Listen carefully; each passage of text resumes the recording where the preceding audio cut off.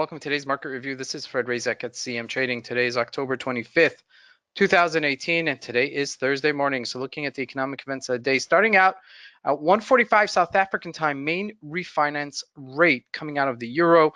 That's followed with a ECB press conference at 2:30 South African time. And lastly, monthly core durable good orders coming out. Now, I'm not sure that these numbers are going to be that impactful on the current market status because the market is trending downwards, and so unless there's any favorable news, they usually downplay it, and if it's bad news, they usually sell it off even more. So we're trending downwards, and we really don't care about news right now. Okay, it's more of an emotional sell-off right now than anything else. The markets are not going goodbye, just people are a little bit concerned with this staving off of the FOMC, increasing interest rates over the next couple of quarters. So people are a little bit concerned about that. So just be aware of that. Now, just a few points before we do our chart work. The euro dips below 114. That's a major retracement for the euro. It rallied afterwards, and so we closed the day off above 114. However, it has been beaten up. Aussie dollar bounces, which is kind of interesting. Aussie looks a little bit stronger, so that might carry the euro.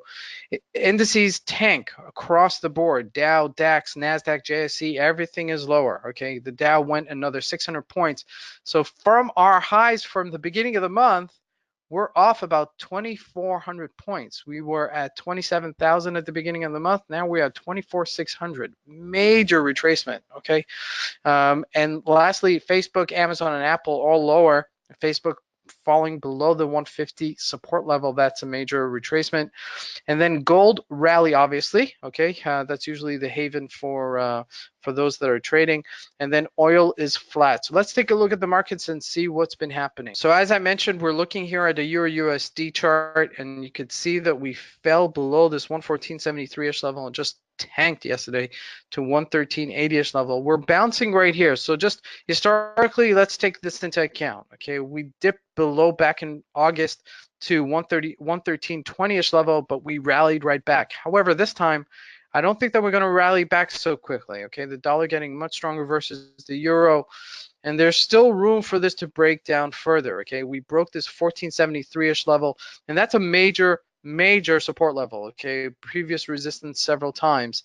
So the next real support level, if we do break this 113-ish level, is really 111-ish, okay? That's really the next support level, so just be aware of that. That's over 200 points away, so we still have some downwards momentum that we can go.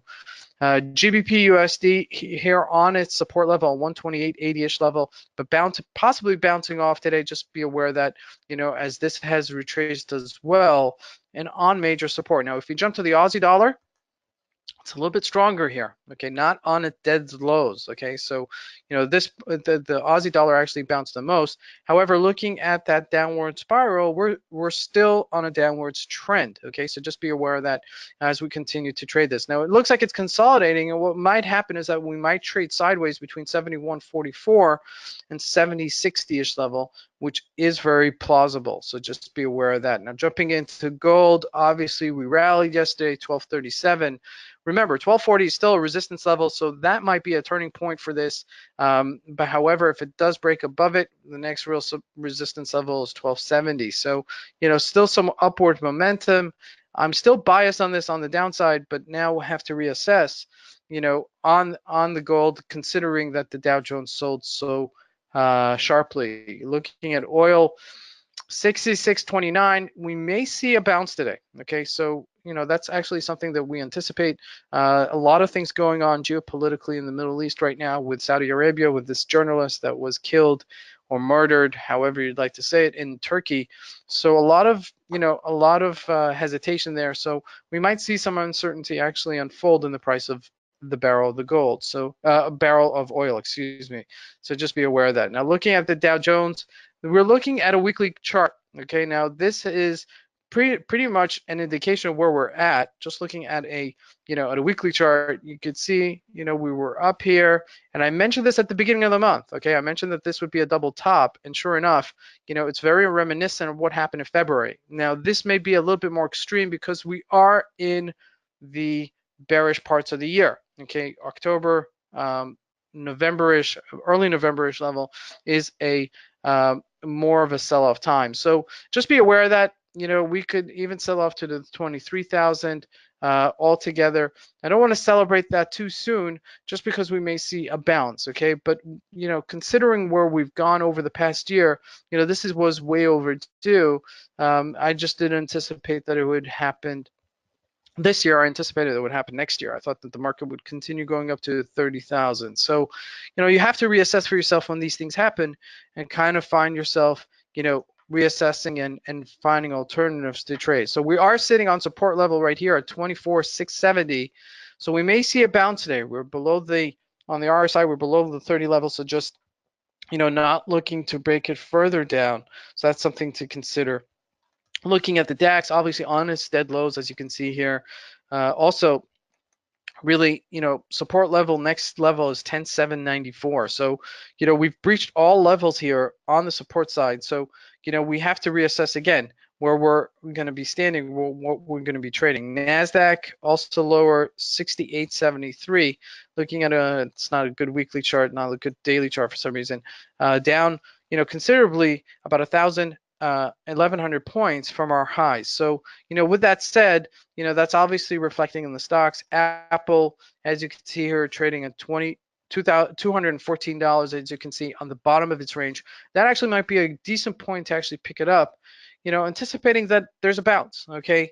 I don't like to catch a falling knife, as it's called, to pick a bottom. But, if you do see that it's solidifying today, we may get that short covering, and these type of markets where there's a bearish market, there's extreme moves on both sides, okay? So just be aware of that. And Facebook falling below this 152-ish level yesterday, that's a major retracement for Facebook, okay? We've seen this really break apart, okay? Looking at a yearly chart, that's, on a daily chart, that's really where we're at. So we're at the lows of the year for the GBP. So that's a major retracement there.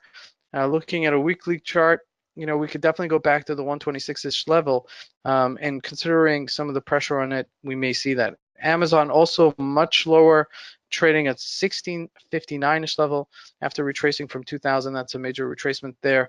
Tesla, not that far off, okay, $289 a share. So this has not been affected as sharply as some of the others. So, what could you anticipate today? On the bottom line, we may see some short coverings, and if that happens, you'll see some spikes in the market. A really great opportunity for day traders to really take advantage of it. This is Fred Razak. I want to wish you guys a great trading day. Thank you.